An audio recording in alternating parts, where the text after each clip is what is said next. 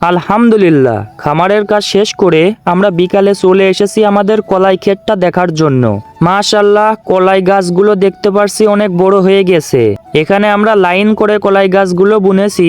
অনেকে আছে যারা কলাই সরাসরি জমিতে বুনে দেয়, কিন্তু আমরা এভাবে লাইন করে লাগাই, ফলে আমাদের কলাই উঠাতে এবং জমির আগাছা পরিষ্কার করতে, এছাড়া জমিতে সার দিতে অনেক সুবিধা হয়।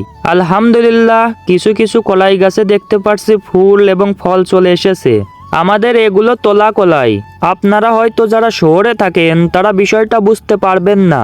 তাদের জন্য বলি, এক ধরনের কলাই আছে যেগুলো ফল এসে পেকে গেলে একবারে গাছ উঠিয়ে বাড়িতে নিয়ে সেগুলো ঝেড়ে কলাই বের করা হয়। আর আমরা যে কলাই বুনেছি এগুলো ফল পেকে গেলে গাছ থেকে পাকা কলাইটা তুলে নিতে হয়। কোনো একটা ভিডিওতে সেগুলো আপনাদেরকে দেখানোর চেষ্টা করব ইনশাল্লাহ। যাই হোক, কলাই ক্ষেতটা দেখার পরে আমরা যখন বাসার দিকে যাচ্ছিলাম তখন রাস্তার পাশে একটা জাম গাছ দেখতে পাই। মূলত এই জাম গাছ থেকে আমরা প্রতি বছরেই জাম খেয়ে থাকি। মাশাআল্লাহ, এবছরেও জাম গাছে প্রচুর পরিমাণে ফুল এসেছে। যদি কোনো প্রাকৃতিক দুর্যোগ না হয় তাহলে এবছরে এই জাম গাছে অনেক জাম ধরবে ইনশাল্লাহ। আপনাদের কাদের কাছে এই জামগুলো খেতে কেমন লাগে অবশ্যই কমেন্ট করে জানাবেন। এরপর কিছু পথ পাড়ি দেওয়ার পর রাস্তার পাশে দেখতে পাই একটা খেজুর গাছে প্রচুর পরিমাণে খেজুর ধরেছে। মাশাআল্লাহ, খেজুরগুলো দেখতে অনেক সুন্দর দেখা যাচ্ছিল।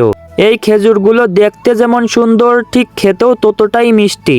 আপনারা যদি এই গাছের খেজুর একবার খান তাহলে এই খেজুরের নাম আপনাদের মুখে মুখে থাকবে। আসলে আল্লাহর নিয়ামত সবটাই অতুলনীয়।